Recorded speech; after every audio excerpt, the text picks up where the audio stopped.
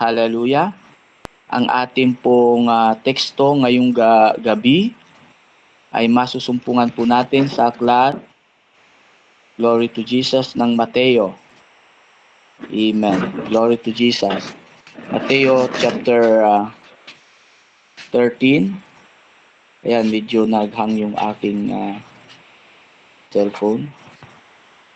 Glory to Jesus. Mateo chapter 13 beginning at verse 18. Ito po yung parable ng isang manghahasik. Ano po? Sabi po dito, verse 18, pakinggan nga ninyo ang talinghaga tungkol sa manghahasik. Kung ang sino man ay nakikinig ng salita ng kaharian at ito'y hindi niya na pag-uunawa, ay pinaruruunan ng masama at inaagaw ang nahasik sa kanyang puso. Ito'y yaong nahasik sa tabi ng daan. Verse 20, at ang nahasik sa mga batuhan ay yaong nakikinig ng salita at pagdakay tinatanggap ito ng buong galak.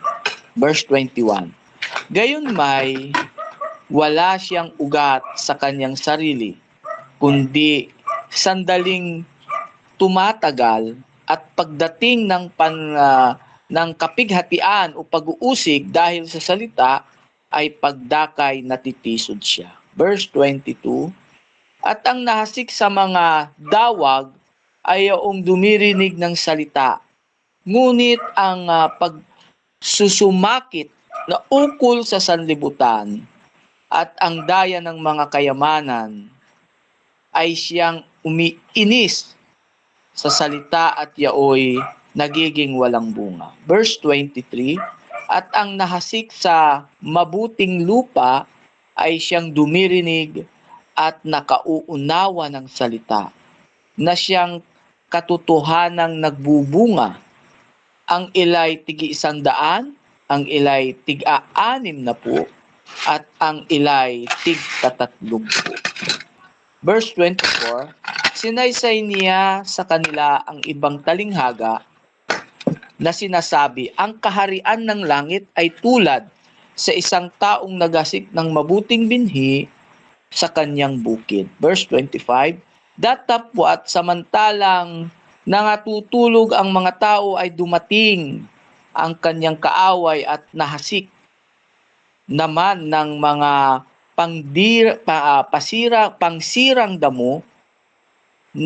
pangsirang damo sa pagitan ng trigo at umalis. Verse 26, dito tayo matatapos sa verse 26. Datapwat ng sumibol ang usbong at mamunga ay lumitaw nga rin. Lumitaw nga rin ang mga pangsirang damo. Purihin po ang Panginoon sa pagkabasa ng kanya pong mga salita. Tayo po'y manalangin. Dakila at makapangyarihang Diyos, sa pangalan ng aming Panginoong Hesus at sa patnubay ng iyong pong banal na Espiritu, Panginoon, salamat po sa gabing ito. Salamat, Panginoon, na kami ay patuloy na malaya ngayong gabi na mag-aaral, magbubulay-bulay, makikinig ng iyong pong mga salita. Panginoon, malaya ka po na mangusap sa puso at isipan po namin. Mananatili pong bukas, Panginoon, ang aming puso at isipan na upang ang iyong pong mga salita, O Diyos, ito po'y malaya na maunawaan, kumintal sa puso namin at magrema ito sa bawat araw po ng aming buhay. Sa gabing ito, Panginoon, tunay nga po na kiniklim namin, nire-receive na po namin, Panginoon, ang katagumpayan ng iyong gawain. Wala pong anumang formang kaaway na magpa-prosper sa iyong mga anak ngayong gabi, sapagkat ikaw, Panginoon, ang siyang aming sandigan. Ikaw, Panginoon, ang aming pong karunungan. Ikaw, O Diyos, ang siyang patuloy na maghahari sa aming pong buhay, Panginoon. Salamat po Binabalik ko po, Diyos, ang pinakamataas na papuri, pasasalamat, parangal at pagsamba. Ito pong aking panalangin sa pangalan ng aming Panginoong Jesus. Amen! Praise the Lord! Hallelujah! Salamat sa Lord. So, ang topic natin ngayong gabi, mga kapatid, the story of the sower. Ang kwento po ng isang maghahasik. Ito pong maghahasik na ito, ay inilarawan ng ating Panginoon ng isang magsasaka. Di po ba? Siya ay naghahasik ng mga binhi. Ano po? Na nakakita na po ako Naranasan ko na rin po kasi yung maghasik ng binhi, lalo na pag dito sa Pangasinan kasi noon nung mga year 1990s, mga ganon.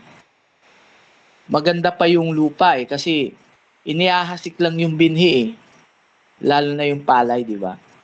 Pero ngayon hindi, tinutusok na mano-mano. Pero noon pwedeng ihasik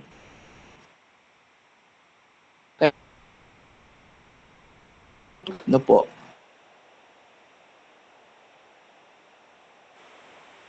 At nagtatanim po yan ng mga binhi. At dito inilarawan ng parabola ng isang maghahasik na mayroon pong 4 na nahasikan. Amen. 4 na klase na napunta yung binhi kung saan pumunta. At ito po inilarawan ng Panginoon yung nangyari doon sa binhi. At dito po makikita natin, mga kapatid, yung aking introduction, na mayroon pong magnanakaw na binhi. At yun ay ang ating kaaway. Amen. Na yung binhi na yan, na inihasik natin, nahasik, yung binhi ay pilit na inaagaw po. May umaagaw po sa mga binhi. At dito mailalarawan po natin, nailarawan po ng Panginoon dito sa parabola na ito, kung saang binhi po tayo. Amen. At inilarawan po dito ng ating Panginoon na kung paano tumubo na mamunga or kung paano po mawala yung binhi. Po. Sabi dito sa verse 18, ang sabi po niya, ang sabi po ng Panginoon, pakinggan nga ninyo ang talinghaga tungkol sa manghahasik. Po, ito po'y parabola na ikinento ng ating Panginoon sa kanyang mga alagad. Kung ang sino man ay nakikinig ng salita ng kaharian at ito'y hindi niya napag-uunawa, ay pinaruruunan ng masama at inaagaw ang nahasik sa kanyang puso. Ito yaong nahasik sa tabi ng daan. Una po dito na inilarawan ng ating pong Panginoon. Hallelujah. Dito po sa wayside, na nahasik sa daanan.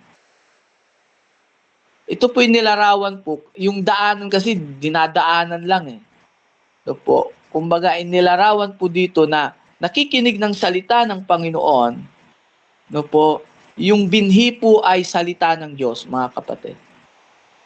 Sabi niya, kung ang sino man ay nakikinig ng salita ng kaharian at ito'y hindi niya napag-uunawa, ay pinaruruunan ng masama at inaagaw. Sabi ko nga kanina, may mag-aagaw ng binhi. Po, may theft, may magnanakaw ng binhi. Sabi ko nga po, si Satanas po ay may minimithi sa atin. Bilang tayo po'y maghahasik, bilang tayo po'y mananampalataya, nagpapahalaga ng salita ng Diyos. Ang kaaway po'y umaatungal na gusto niyang nakawin ito. ang kaaway po hindi niya gustong nakawin, no po. Matalino si Satanas, mga kapatid. Sobrang talino po niya. Siya po'y nagnanakaw sa atin. Ninanakawan po ni Satanas ang mga mananampalataya. At hindi niya minimiti, sabi ko nga matalino siya, hindi niya minimiti yung diploma natin. Hindi niya minimiti yung mga ari-arian natin, pag-aari natin kung mayroon man. Hindi niya minimiti even our lives, hindi niya po yan minimiti. Kasi po matalino siya. Ang lahat ng bagay lilipas. Amen. Maghintay lang siya ng 100 taon, wala na tayo. Di po ba? Maghintay lang siya ng 60, 70 years, retired na tayo. Maghintay lang siya ng tayo ay mawala sa mundong ito, iiwanan din natin yung mga naipundar natin. Kung ano man yung mga naipon natin. Kaya matalino siya. Alam nyo, ang ninanakaw ni Satanas sa atin, yung pananampalataya, yung salita ng Diyos na ating pong pinahahalagahan. Amen?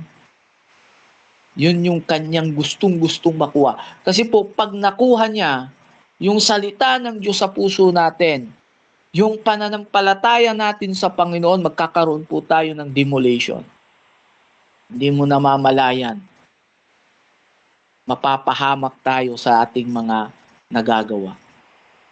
Amen? Kasi magkakaroon ng spiritual blindness. Once na nanakaw na ng kaaway yung salita ng Diyos sa puso natin, mayroon na tayong spiritual blindness. Magkakaroon ng spiritual blindness ang isang taong kapos sa karunungan, kaalaman, lalo na sa pananampalataya. Nakakakita siya, yes, pero yung spirit niya, hindi na niya maunawaan. Dito po, napakahalaga dito po ang pag-uunawa sa salita ng Diyos. Kung ang sino man ay nakikinig ng salita at ito'y hindi niya na pag-uunawa ay pinaruruunan ng masama at ibig sabihin po dito yung pinaruruunan ng masama ay grabe po, natatakam siya kaagad. Ang kaaway po ganun eh. Kaya nga bumagsak si Eva eh. Di po ba? Kaya nga hindi tinantanan ni Satanas si Eva or kahit sino na kapos na pangunawa o pagpapahalaga sa salita ng Diyos. Amen? Dinadaan-daanan lang. Hallelujah. Kaya kinakailangan po dito, mga kapatid, na ang salita ng Panginoon pahalagahan natin. Mayroon po tayong dapat devotion. Mayroon po tayo dapat personal prayer. Mayroon po tayo dapat pakikipag-intimacy sa Panginoon. Alam niyo 'yon, mga kapatid? Kasi po ang Panginoon po tulad nung na exhort ko po last na ang Panginoon po hindi niya tayo tinuruan mag-magic. Yung mga alagad niya, hindi niya tinuruan gumawa ng himala. Hindi niya minotivate na bumuhay ng patay ang kanyang mga alagad. But, tinuruan niya ang kanyang mga alagad how to pray. Paano magpahalaga sa salita ng Panginoon. Kaya kumusta po yung ating pong prayer life? Kumusta po yung ating pong pagbabasa ng salita ng Diyos? Amen po. Napakahalaga po na himay-himayin natin, i-meditate natin ang salita ng Panginoon. Dahil ang salita ng Panginoon na siyang nagiging kalakasan po natin. Na siyang nagiging gabay po natin. Na siyang, kaya alam niyo po, kaya ang isang mananampalataya po, isang tao na strong ang kanyang personality, hinaharap ang mga trials, ang mga problema, ang kagipitan, ang kawalan, ang lahat-lahat. Punong-puno siya ng wisdom. Punong-puno siya ng salita ng karunungan mula sa Panginoon. Amen. Number 1. Hallelujah. Yan po yung tinatawag na daan. Dinadaan. Daan-daang puso. Amen.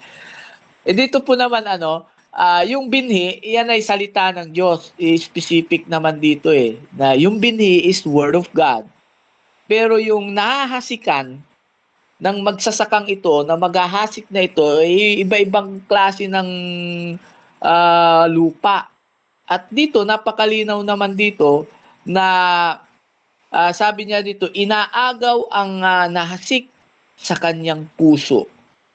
So, ibig sabihin, yung hinahasikan dito, yung nahahasikan is ang ating puso. Iba-iba po yung klase ng puso kasi. No po? Iba-ibang klase ng damdamin. Dito, yung damdaming daan. No po? Ano to kumbaga alam niyo yon sa sariling interpretation is kapag sinabing pusong daan, parang ano siya, parang hindi siya seryoso. Alam niyo yon? Parang joking lang siya, parang hindi siya seryoso sa ginagawa niyang paglilingkod. Easy go lucky lang siya, alam niyo yung ganon, walang sacrifices. Kumbaga, wala lang, parang ganon. Okay lang, simba uwi, ganon. No? Pagdating ng church, simba uwi. O, ganon lang. No po? Balik sa normal, ganyan. Walang commitment. No po? Walang pagpapagal. Kabigatan sa kanya ang gawain. Alam niyo yung ganon? Hallelujah. So, alam niyo na po yun. Kaya kapag ang puso ay ganoon, na hindi seryoso sa paglilingkod sa Panginoon, madali po, napaka-easy na itwist ng kaaway. Amen. Ang kanyang isipan. Mawawala agad ang salita. Amen po. Hallelujah. Then pangalawa, mga kapatid, sabi dito sa verse 20, at ang nahasik sa mga batuhan ay yaong nakikinig ng salita at pagdakay, tinatanggap ito ng buong galak. Verse 21, gayon may wala siyang ugat sa kanyang sarili, kundi sandaling tumatagal at pagdating ng kapighatian o pag-uusig dahil sa salita, ay pagdakay natitisod siya. Ayun. Yung pusong bato. Pusong bato. Sabi dito mga kapatid, no, yung binhi, yung salita ay napunta doon sa bato. At yung tumanggap naman, yung pusong bato, okay, tinanggap niya salita. Na-bless siya, nagalak siya, pero walang ugat. Dumating ang pag-uusig, okay lang. Nuusig siya, okay lang. Dumating ang kapaghatian, okay lang. Dumating ang kawalan, natisod na siya. Totoo kaya yung Diyos? Totoo kayang paglilingkod? Totoo kaya? Kung talagang totoo ang Diyos, bakit ganito ako? Bakit ganito? Bakit ganon, Lord? Bakit ganyan? Bakit ganon? Yun. Yung natisod siya, mamalayan na lang, wala na. Wala na sa paglilingkod. Puro na lang si ganito, puro na lang kasi si ito, puro na lang kasi si ganon, puro na lang kasi ganyan. Kung kailan ako naging born again, saka naman ako ganito. Mga ganon na ba? Di po ba? Maraming katanungan, maraming questions. Ibigigit sa lahat, natitisod siya. Matitisurin. Hallelujah. Amen. Nagiging kunting nagtatampo na. Alam niyo yung ganon? Kung kunting ang binabantayan na lang niya yung kapwa mananampalataya niya at hinihintay niyang magkamali yung kanyang kapwa mananampalataya, then sasabihin niya, tisod ako. Yan ay inilarawan po na although may salita ng Panginoon at nagagalak siya sa salita ng Diyos, pero walang ugat. Nakakita na po ba kayo nung halaman na bagong tanim? Di ba sariwang-sariwa pa, pero walang ugat, nalalanta. Or either, I'm sorry to say sa word, no, na sariwang-sariwa, pero nung hinawakan mo, hindi pala totoo. Alam niyo yung ganon? Hallelujah. Kaya, dito po mga kapatid, ang pusong ito ay pusong bato. Bagamat nahasikan at tinanggap ang salita, pero kunting problema, bumabagsak siya. Kunting pagsubok, tumitigil siya. Kasi natitisod siya, nagtatampo siya, ika nga. At kaagad nawawala ang salita. Kaagad naaagaw ng demonyo ang kanyang ang salita na kanyang narinig. Yes. Amen. Hallelujah. Marami pong gawa ang kaaway sa panahon natin ngayon. Lagi nating tandaan po, walang kapangyarihan ng kaaway sa buhay ng mananampalataya. Dahil may authority tayo. Pero, ang ginagawa ng kaaway, diskarte, strategy, technique, kung saan ka mahina, doon kanya atakihin. Matampuhin pala ito ganito pala ito Di ba? Minsan nga po, kung saan na-expose yung kainaan natin, doon tayo atakihin. At kapag ang puso natin ay talagang pusong bato, wala talaga. Di po ba? Pagpipilitan yung gusto. Ika nga. Hindi siya teachable. I'm sorry. Hindi siya, alam niyo, hindi siya tumatanggap ng mga advices. Hindi siya tumatanggap ng salita, no? Na maaaring, alam niyo yun, maaaring magamat masakit, pero yun ang maghihilom sana sa puso niya. Kanya lang, matitisurin siya. Amen? So, pusong bato ang tawag ng Panginoon diyan. Sa verse 22, mga kapatid, at ang nasik sa mga dawagan ay yaong dumirinig ng salita, ngunit ang pagsusumakit na ukol sa sanlibutan at ang daya ng mga kayamanan ay siyang umiinis sa salita at yao'y nagiging walang bunga. Hallelujah. Ito po'y dawagan. Alam niyo, nakakita na po ako ng dawagan. Yung dawagan, madaming damo. Kaya nga dawagan ang tawag doon. Minsan, hindi mo alam kung alin doon na yung tunay na binhi. Pagka ang nangyayari po kasi doon, pag may dawag, yung binhi, bagamat mabunga, iniinis siya nung dawag. Hanggang sa masakal na yung yung binhi, hanggang sa mawala na yung bunga. Mawala na yung binhi. Dahil pamumugaran na siya ng uod, pamumugaran na siya ng pesticide, insekto na maaaring uminis, maaaring mawala na yung laman nung binhi. Nakikita na po ba kayo yung palay na ipa, yung ganoon? Dito yung dawagan, mga kapatid, bagamat tinanggap yung binhi, yung dawagang puso, ika nga dito, bagamat tinanggap yung binhi, tinanggap ang salita, pero, alam niyo yon, pero yung salita na yon, sabi nga, at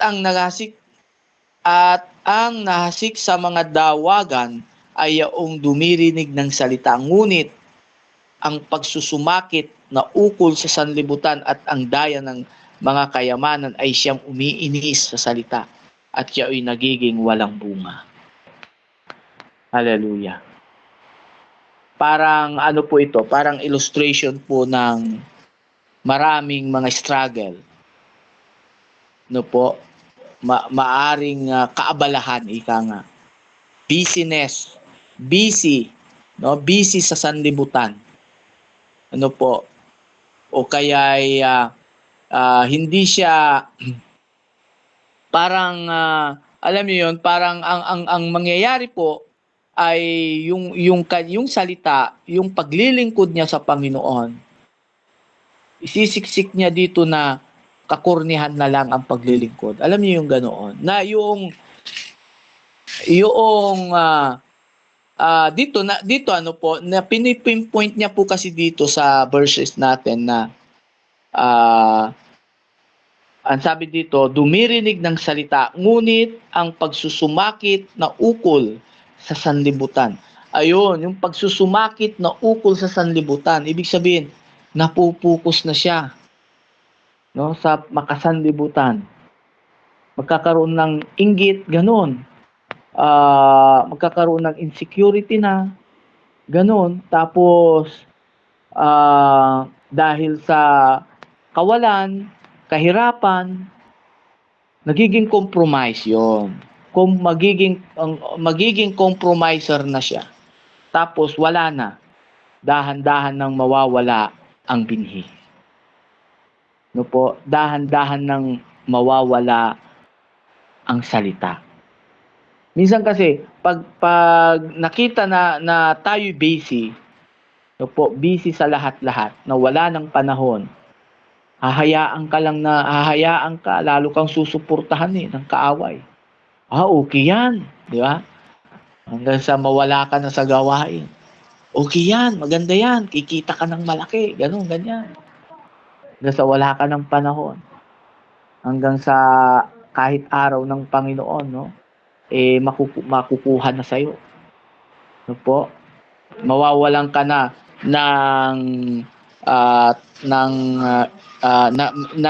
kauhawan, o mawawalan ka na ng kagalakan, or mawawalan ka na ng interes sa gawain ng Panginoon. Delikado na po yun. Once na nakaramdam tayo na para bagang okay lang sa akin na hindi umatin every Sunday, okay lang sa akin na wala sa gawain ng Panginoon. No, very danger po. Amen. At hindi naman natin sinasabi na pag tayo busy, okay lang na hindi maganda. Hindi po. Ibig sabihin po, mga kapatid, yung mga trabaho natin, for example, alam mo, ako OFW ako, tapos hindi ako makagawa ng gawain sa gawain ng Panginoon. May paraan. Amen? Dahil alam ng Panginoon ang puso. May paraan kung paano ka maging kabahagi sa gawain ng Panginoon. Alam niyo yung ganun. Hallelujah. Blessings po yan. Amen? Kaya dito, yung dawagan, mga kapatid, alam niyo naman ang dawagan dyan, no? Maraming kontrabida, ika nga. Maraming mang-uusig, ika nga. Kapag ka ikay namumunga, binabato, ika nga. Amen? Hallelujah. Kaya pagka maraming mang-uusig, maraming bumabato sa iyo, ibig sabihin namumunga ka. Ibig sabihin malago ka. Amen? Pero yung puso kasi dito, no, yung lupa kasi, no, dawagan No po, pag dawagan po talaga, maaaring mamatay at mawala ang salita. Yes, yung binhi. No po, dahil sabi ko nga po, very nag-eagerness ang kaaway. Maatungal ang kaaway na yung salita ay gustong-gusto niyang kunin sa atin. Amen? Glory to God. At dako tayo sa pang-apat, mga kapatid. Ang sabi po dito, sa verse 23 na tayo.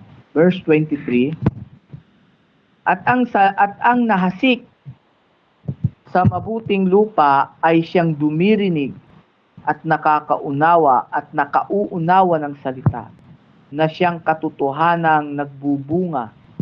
Ang ilay tig-100, ang ilay tig-60, at ang ilay tig-30. Verse 24,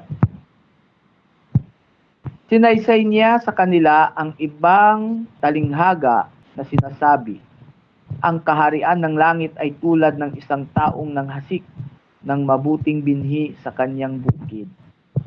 Datapwat samantalang natutulog ang mga tao ay dumating ang kanyang kaaway at nahasik naman ng mga pangsirang damo sa pagitan ng trigo at umalis.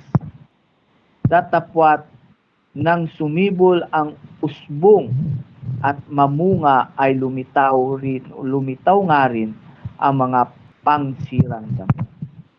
dito sa last verse natin ng 24, mga kapatid, sabi dito sa verse 23, sorry, at ang nahasik sa mabuting lupa ay siyang dumirinig at nakauunawa ng salita na siyang katotohanang nagbubunga. Dito po, sa last verse, sa 23 natin, yung pang-apat, yung mabuting lupa. Matabang lupa. Amen? Matabang puso. Nakakita na po ba kayo ng matabang lupa na kapag yung binhi inihasik mo, grabe po pag talagang bumubunga. Nung ako po high school, nagkaroon kami ng project na ganito. Nagdala kami ng matabang lupa. Alam niyo yung dumi ng kalabaw, dumi ng baka. Inano namin doon sa soil, sa lupa.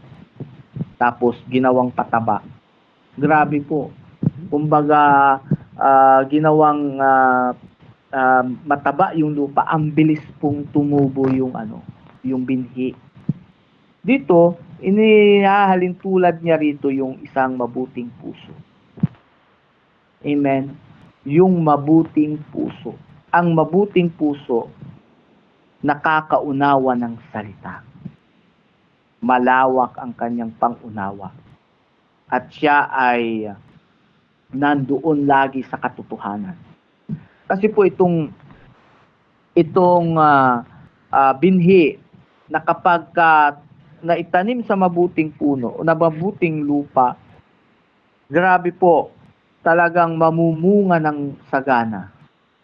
At ang binhi ay laging sariwa. Ganun din po sa puso ng isang mabuting tao. Kapag ang isang puso ay mabuti, malawak ang kanyang pangunawa at siya ay laging may kagalakan sa salita ng Panginoon. Lagi siyang mauhaw sa salita ng Diyos. Katulad po ng mga taga-daily devotion. Amen? Hallelujah. Naroon ang kauhawan sa salita ng Panginoon. Naroon ang sakripisyo natin sa salita ng Panginoon. Naroon talaga yung grabe po yung pagpimithi na mapaglingkuran ng ating pong Panginoon. Hindi siya nakatingin sa mga negative thinking. Hindi siya nakatingin doon sa maaring makaapekto sa kanyang paglilingkod, kundi nakatingin siya, hallelujah, sa ikatatatag at ikalalakas ng kanyang spiritual. Amen? Nakatingin siya sa strength niya. Nakatingin siya kapag sa tao siya tumingin, nakatingin siya kung ano yung strength ng isang tao at hindi yung kahinaan ng isang tao. Amen? Ang mabuting puso po, mga kapatid, ay siya po ay punong-puno ng wisdom, punong-puno ng salita ng Panginoon at na matatag siya pagdating sa salita ng Panginoon. Na kahit nandoon siya sa gitna ng problema, ng pagsubok, kahit na kontra yung kanyang yung sitwasyon, ibig sabihin contradiction yung kanyang sitwasyon. Kahit na isinisigaw niya na my God is a miracle working God, pero maraming problema, maraming pagsubok, isisigaw pa rin niya, my God is a way maker God. My God is a miracle working God. Kahit punong-puno ng problema yan, nakangiti pa rin. Amen. Kahit na nakaka-bless si kapatid natin, Brother James. Grabe po, Pero nandoon yung kagalakan niya sa paglilingkod. Alam niyo yung ganoon. Hallelujah. Salamat sa Lord. Amen. Dahil talagang patuloy po tayong lahat na tinuturuan na lalong lumago, lalong maging matatag sa paglilingkod sa Panginoon. Kaya nga sabi ng ating Panginoon kay Haring David, watch your heart. Amen? Bantayan ang puso. Kasi sa puso po nagmumula ang buhay. Ang puso ang siyang dahilan. Kaya tayo po ay pumipintig. Kaya tayo po ay humihinga.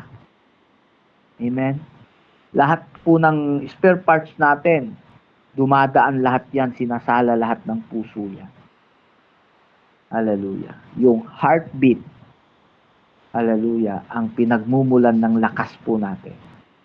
Kaya, salamat sa Panginoon na tayo pong lahat ay naniniwala po ako na tayo po ay narito sa parabola na ito ng mabuting lupa.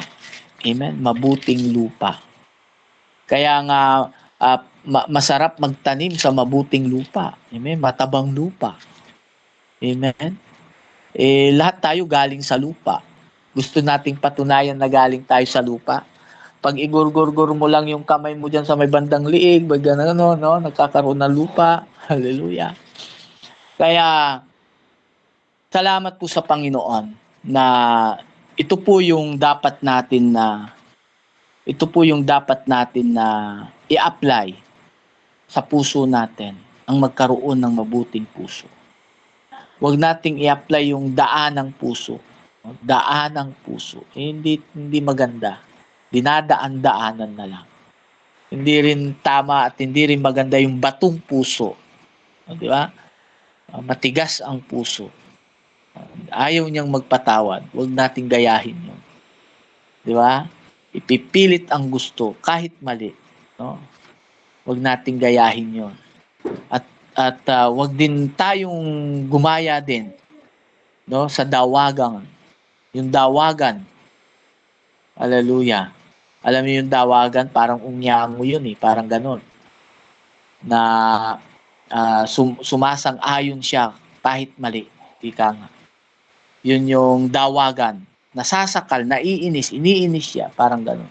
At nawawala ang salita. At dito po, yung mabuting puso, napakahalaga po yan. Mabuting lupa, mabuting puso ang kailangan ng Panginoon. Bakit po? Kasi sabi dito mga kapatid sa verse 24, sinaysay niya sa kanila ang ang ibang talinghaga na sinasabi, ang kaharian ng langit ay tulad sa isang taong naghasik ng mabuting binhi sa kanyang bukid. Datapwat samantalang nangatutulog ang mga tao ay dumating ang kanyang kaaway at naghasik naman ng mga pangsirang damo sa pagitan ng trigo at umalis. Datapwat ng sumibol ang usbong at mamunga ay lumitaw nga rin ang mga pangsirang damo. Ibig sabihin po mga kapatid, na mayroon talagang umaagaw sa salita. Na kapag hindi po matabang puso tayo, hindi nakatanim ang salita o ang binhi sa matabang lupa, ay agad-agad po itong makukuha at agad-agad itong maapektuhan. Dahil sabi niya diyan, mayroon ding nagtatanim ng masama. Lagi nating tandaan po na hindi po tayo exempted sa paraan ng kaaway. Actually, tayo po yung number 1 na kandidato, na prospect ng ating kaaway. Kaya kapag ang ating puso ay hindi mataba, madali pong maapektuhan. Amen? So, yun po mga kapatid, yung kwento ng isang maghahasik, na yung naghahasik po ng salita, iba-iba po ang binhi, iba-ibang salita o iba-ibang binhi ang nataniman. Ika nga. Parang parang sa evangelism. Pag nag-street preaching po kami, evangelism, iba-ibang tao po yung nandyan. Purihin ang Panginoon. Mayroon pa rin pong tao na lalapit, tapos pag-pray, lalapit, tapos hihingi ng prayer. Mayroon ding mga tao na tititigan ka lang, wala lang. Mayroon din tao na magagalit, ganon. Mayroon din tao na ayaw, naiirita. Yung ganon, iba-iba di po ba? Pero lagi nating tandaan po na pinakita po ng Panginoon na mas maganda po na doon tayo sa matabang lupa. Amen? Glory to God. So yung po mga kapatid, hallelujah, ang ating pong topic, mga kapatid. Glory to God. Hallelujah. Na the story of a sower. So tayo po'y manalangin. Father God, maraming salamat po sa gabing ito. Salamat, Lord God, sa message mo about dito sa kwento ng isang manghasik. Kung paano po, Panginoon, in-expose mo, Lord God, ang binhi ng iba't ibang binhi na kung saan iba't ibang lupa, iba't ibang kinaruunan ng binhi, Panginoon. At dito po, in-expose mo, Panginoon, na mas maganda po na doon po sa mabuting lupa, mabuting puso, Panginoon. Kaya Lord, salamat po at alam po namin, Panginoon, na patuloy kang nandyan na siyang magpapalago, Panginoon, sa salita na amin pong tinanggap sa iyo, O God. Salamat ng maraming marami. Binabalik ko po, Panginoon, ang mataas na papuri, pasasalamat, parangal at pagsamba. Ito pong aking panalangin sa pangalan ng Ama, ng Anak at ng Espiritu Santo. Amen. Praise God. Maraming